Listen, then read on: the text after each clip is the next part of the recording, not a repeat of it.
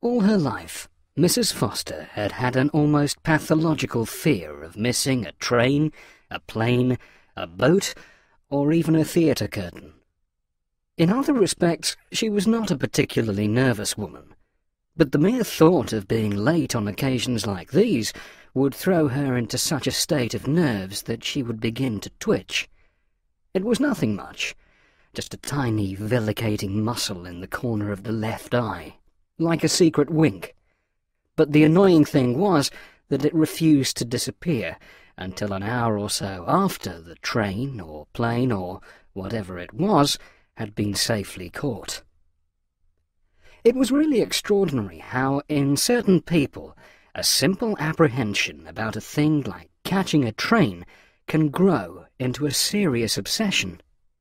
At least half an hour before it was time to leave the house for the station, Mrs. Foster would step out of the elevator all ready to go, with hat and coat and gloves, and then, being quite unable to sit down, she would flutter and fidget about from room to room, until her husband, who must have been well aware of her state, finally emerged from his privacy and suggested in a cool, dry voice that perhaps they'd better get going now, had they not? Mr. Foster may possibly have had a right to be irritated by this foolishness of his wife's, but he could have had no excuse for increasing her misery by keeping her waiting unnecessarily. Mind you, it is by no means certain that this is what he did. Yet, whenever they were to go somewhere, his timing was so accurate, just a minute or two late, you understand, and his manner so bland that it was hard to believe he wasn't purposely inflicting a nasty private little torture of his own on the unhappy lady. And one thing he must have known, that she would never dare to call out and tell him to hurry. He'd disciplined her too well for that. He must also have known that if he was prepared to wait, even beyond the last moment of safety, he could drive her nearly into hysterics. On one or two special occasions in the later years of their married life, it seemed almost as though he had wanted to miss the train, simply in order to intensify the poor woman's suffering.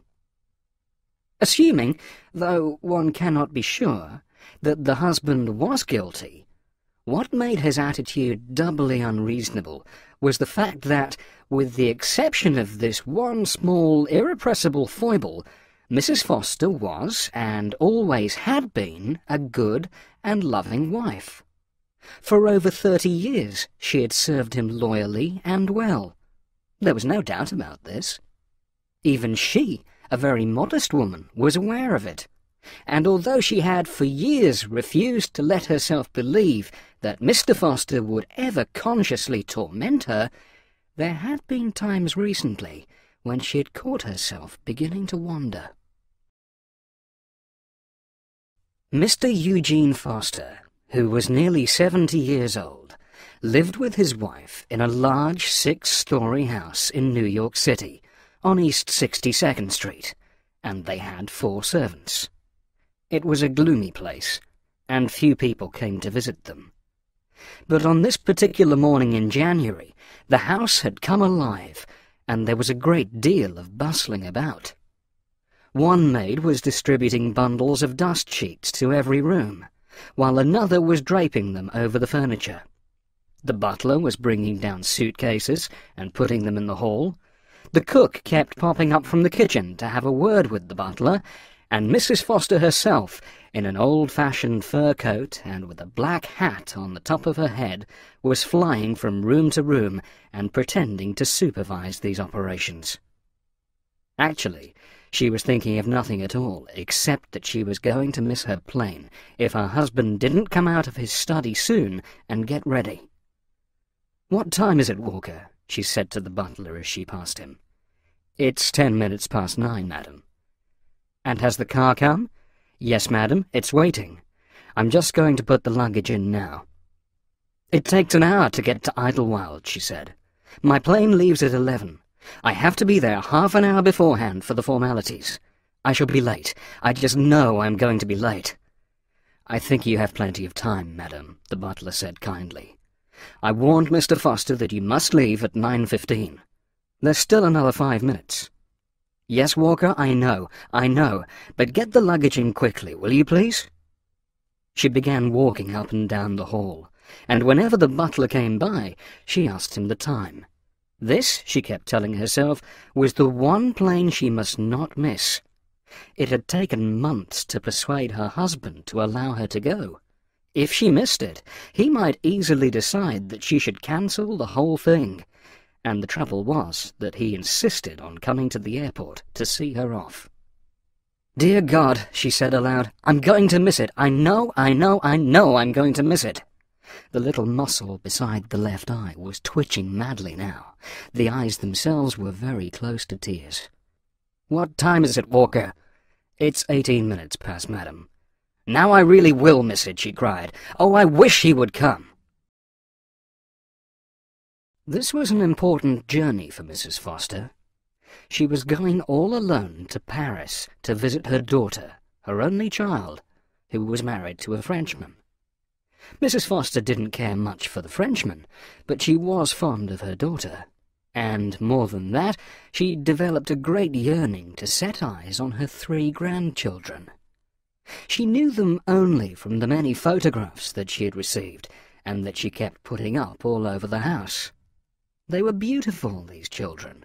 She doted on them, and each time a new picture arrived, she would carry it away and sit with it for a long time, staring at it lovingly, and searching the small faces for signs of that old, satisfying blood likeness that meant so much.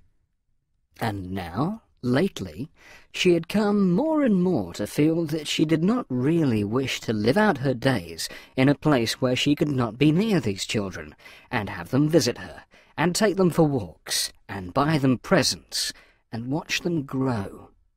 She knew, of course, that it was wrong and, in a way, disloyal to have thoughts like these while her husband was still alive. She knew also that, although he was no longer active in his many enterprises, he would never consent to leave New York and live in Paris. It was a miracle that he had ever agreed to let her fly over there alone for 6 weeks to visit them. But oh, how she wished she could live there always, and be close to them. "Walker, what time is it?" 22 minutes past, madam." As he spoke, a door opened, and Mr. Foster came into the hall. He stood for a moment, looking intently at his wife, and she looked back at him, at this diminutive, but still quite dapper old man, with the huge bearded face that bore such an astonishing resemblance to those old photographs of Andrew Carnegie. "Well," he said, "I suppose perhaps we'd better get going fairly soon if you want to catch that plane." "Yes, dear, yes. Everything's ready. The car's waiting." "That's good," he said. With his head over to one side, he was watching her closely. He had a peculiar way of cocking the head and then moving it in a series of small, rapid jerks. Because of this, and because he was clasping his hands up high in front of him, near the chest, he was somehow like a squirrel standing there. A quick, clever old squirrel from the park. "Here's Walker with your coat, dear. Put it on." "I'll be with you in a moment," he said. "I'm just going to wash my hands." She waited for him, and the tall butler stood beside her, holding the coat and the hat. "Walker, will I miss it?" "No, madam," the butler said. "I think you'll make it all right." Then Mr. Foster appeared again, and the butler helped him on with his coat. Mrs. Foster hurried outside and got into the hired Cadillac. Her husband came after her, but he walked down the steps of the house slowly, pausing halfway to observe the sky and to sniff the cold morning air. "It looks a bit foggy," he said as he sat down beside her in the car. "And it's always worse out there at the airport. I shouldn't be surprised if the flight's cancelled already." "Don't say that, dear, please." They didn't speak again until the car had crossed over the river to Long Island. "I arranged everything with the servants," Mr. Foster said. "They're all going off today. I gave them half pay for 6 weeks and told Walker I'd send him a telegram when we wanted them back." "Yes," she said. "He told me. I'll move into the club tonight. It'll be a nice change staying at the club." "Yes, dear. I'll write to you. I'll call in at the house occasionally to see that everything's all right and to pick up the mail." "But don't you really think Walker should stay there all the time to look after things?" she asked meekly. "Nonsense. It's quite unnecessary. And anyway, I'd have to pay him full wages." "Oh, yes," she said. "Of course." "What's more, you never know what people get up to when they're left alone in a house," Mr. Foster announced. And with that he took out a cigar, and after snipping off the end with a silver cutter, lit it with a gold lighter. She sat still in the car, with her hands clasped together tight under the rug. "Will you write to me?" she asked. "I'll see," he said. "But I doubt it. You know I don't hold with letter writing unless there's something specific to say." "Yes, dear, I know. So don't you bother." They drove on, along Queens Boulevard, and as they approached the flat marshland on which Idlewild is built, the fog began to thicken, and the car had to slow down. "Oh, dear," cried Mrs. Foster. "I'm sure I'm going to miss it now. What time is it?" "Stop fussing," the old man said. "It doesn't matter anyway. It's bound to be cancelled now. They never fly in this sort of weather. I don't know why you bothered to come out." She couldn't be sure, but it seemed to her that there was suddenly a new note in his voice, and she turned to look at him. It was difficult to observe any change in his expression under all that hair. The mouth was what counted. She wished, as she had so often before, that she could see the mouth clearly. The eyes never showed anything, except when he was in a rage. "Of course," he went on, "if by any chance it does go, then I agree with you. You'll be certain to miss it now. Why don't you resign yourself to that?" She turned away and peered through the window at the fog. It seemed to be getting thicker as they went along, and now she could only just make out the edge of the road and the margin of grassland beyond it. She knew that her husband was still looking at her. She glanced at him again, and this time she noticed with a kind of horror that he was staring intently at the little place in the corner of her left eye where she could feel the muscle twitching. "Won't you?" he said. "Won't I what?" "Be sure to miss it now if it goes. We can't drive fast in this muck." He didn't speak to her any more after that.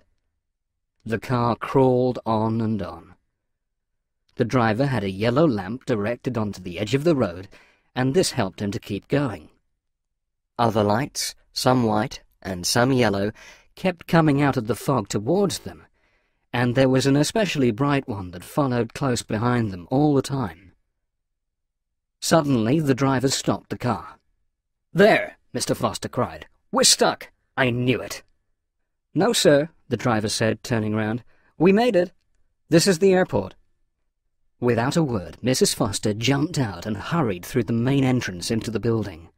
There was a mass of people inside, mostly disconsolate passengers standing around the ticket counters. She pushed her way through and spoke to the clerk. "Yes," he said, "your flight is temporarily postponed, but please don't go away. We're expecting this weather to clear any moment." She went back to her husband, who was still sitting in the car, and told him the news. "But don't you wait, dear," she said. "There's no sense in that." "I won't," he answered, "so long as the driver can get me back." "Can you get me back, driver?" "I think so," the man said. "Is the luggage out?" "Yes, sir." "Goodbye, dear," Mrs. Foster said, leaning into the car and giving her husband a small kiss on the coarse grey fur of his cheek. "Goodbye," he answered. "Have a good trip." The car drove off, and Mrs. Foster was left alone. The rest of the day was a sort of nightmare for her. She sat for hour after hour on a bench, as close to the airline counter as possible, and every 30 minutes or so she would get up and ask the clerk if the situation had changed. She always received the same reply, that she must continue to wait because the fog might blow away at any moment. It wasn't until after 6 in the evening that the loudspeakers finally announced that the flight had been postponed until 11 o'clock the next morning. Mrs. Foster didn't quite know what to do when she heard this news. She stayed sitting on her bench for at least another half hour, wondering, in a tired, hazy sort of way, where she might go to spend the night. She hated to leave the airport. She didn't wish to see her husband. She was terrified that in one way or another he would eventually manage to prevent her from getting to France. She would have liked to remain just where she was, sitting on the bench the whole night through. That would be the safest. But she was already exhausted, and it didn't take her long to realize that this was a ridiculous thing for an elderly lady to do. So in the end, she went to a phone and called the house. Her husband, who was on the point of leaving for the club, answered it himself. She told him the news and asked whether the servants were still there. "They've all gone," he said. "In that case, dear, I'll just get myself a room somewhere for the night, and don't you bother yourself about it at all." "That would be foolish," he said. "You've got a large house here at your disposal. Use it." "But, dear, it's empty." "Then I'll stay with you myself." "There's no food in the house. There's nothing." "Then eat before you come in. Don't be so stupid, woman. Everything you do, you seem to want to make a fuss about it." "Yes," she said. "I'm sorry. I'll get myself a sandwich here, and then I'll come on in." Outside, the fog had cleared a little, but it was still a long, slow drive in the taxi, and she didn't arrive back at the house on 62nd Street until fairly late. Her husband emerged from his study when he heard her coming in. "Well," he said, standing by the study door, "how was Paris?" "We leave at 11 in the morning," she answered. "It's definite." "You mean if the fog clears?" "It's clearing now. There's a wind coming up." "You look tired," he said. "You must have had an anxious day." "It wasn't very comfortable. I think I'll go straight to bed." "I've ordered a car for the morning," he said. 9 o'clock. "Oh, thank you, dear. And I certainly hope you're not going to bother coming all the way out again to see me off." "No," he said slowly. "I don't think I will." "But there's no reason why you shouldn't drop me at the club on your way." She looked at him, and at that moment he seemed to be standing a long way off from her, beyond some borderline. He was suddenly so small and far away that she couldn't be sure what he was doing, or what he was thinking, or even what he was. "The club is downtown," she said. "It isn't on the way to the airport." "But you'll have plenty of time, my dear. Don't you want to drop me at the club?" "Oh, yes, of course." "That's good. Then I'll see you in the morning at 9. She went up to her bedroom on the 2nd floor, and she was so exhausted from her day that she fell asleep soon after she lay down. Next morning, Mrs. Foster was up early, and by 8:30 she was downstairs and ready to leave. Shortly after 9, her husband appeared. "Did you make any coffee?" he asked. "No, dear. I thought you'd get a nice breakfast at the club. The car is here. It's been waiting. I'm all ready to go." They were standing in the hall. They always seemed to be meeting in the hall nowadays. She with her hat and coat and purse, he in a curiously cut Edwardian jacket with high lapels. "Your luggage?" "It's at the airport." "Ah, yes," he said. "Of course. And if you're going to take me to the club first, I suppose we'd better get going fairly soon, hadn't we?" "Yes," she cried. "Oh, yes, please." I'm just going to get a few cigars. I'll be right with you. You get in the car." She turned and went out to where the chauffeur was standing, and he opened the car door for her as she approached. "What time is it?" she asked him. "About 9:15. Mr. Foster came out 5 minutes later, and watching him as he walked slowly down the steps, she noticed that his legs were like goat's legs in those narrow stovepipe trousers that he wore. As on the day before, he paused halfway down to sniff the air and to examine the sky. The weather was still not quite clear, but there was a wisp of sun coming through the mist. "Perhaps you'll be lucky this time," he said as he settled himself beside her in the car. "Hurry, please," she said to the chauffeur. "Don't bother about the rug. I'll arrange the rug. Please get going. I'm late." The man went back to his seat behind the wheel and started the engine. "Just a moment," Mr. Foster said suddenly. "Hold it a moment, chauffeur, will you?" "What is it, dear?" She saw him searching the pockets of his overcoat. "I had a little present I wanted you to take to Ellen," he said. "Now, where on earth is it? I'm sure I had it in my hand as I came down." "I never saw you carrying anything. What sort of present?" "A little box wrapped up in white paper. I forgot to give it to you yesterday.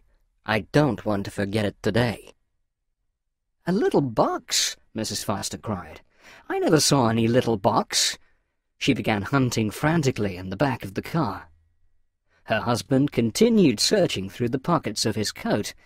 Then he unbuttoned the coat and felt around in his jacket. "Confound it," he said.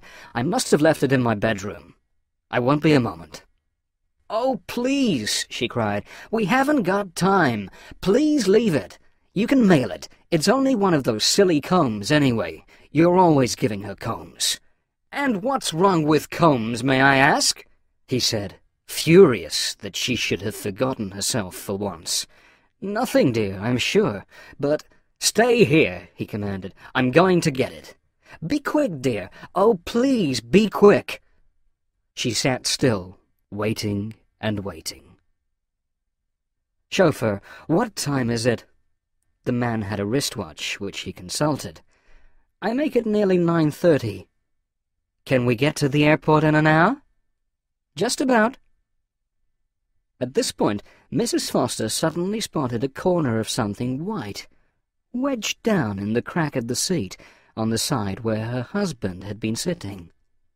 She reached over and pulled out a small paper-wrapped box. And at the same time she couldn't help noticing that it was wedged down firm and deep, as though with the help of a pushing hand. "Here it is!" she cried. "I've found it! Oh, dear, and now he'll be up there forever searching for it. Chauffeur, quickly, run in and call him down, will you, please?" The chauffeur, a man with a small, rebellious Irish mouth, didn't care very much for any of this, but he climbed out of the car and went up the steps to the front door of the house. Then he turned and came back. "Door's locked," he announced. "You got a key?" "Yes, wait a minute." She began hunting madly in her purse. The little face was screwed up tight with anxiety, the lips pushed outward like a spout. "Here it is. No, I'll go myself. It'll be quicker. I know where he'll be." She hurried out of the car and up the steps to the front door, holding the key in one hand. She slid the key into the keyhole and was about to turn it. And then she stopped. Her head came up, and she stood there, absolutely motionless. Her whole body arrested right in the middle of all this hurry to turn the key and get into the house. And she waited.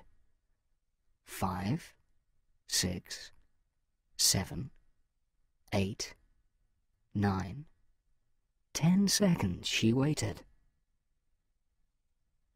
The way she was standing there, with her head in the air and the body so tense, it seemed as though she were listening for the repetition of some sound that she had heard a moment before from a place far away inside the house. Yes, Quite obviously she was listening. Her whole attitude was a listening one. She appeared actually to be moving one of her ears closer and closer to the door. Now it was right up against the door, and for still another few seconds she remained in that position, head up, ear to door, hand on key, about to enter but not entering, trying instead, or so it seemed, to hear and to analyze these sounds that were coming faintly from this place deep within the house.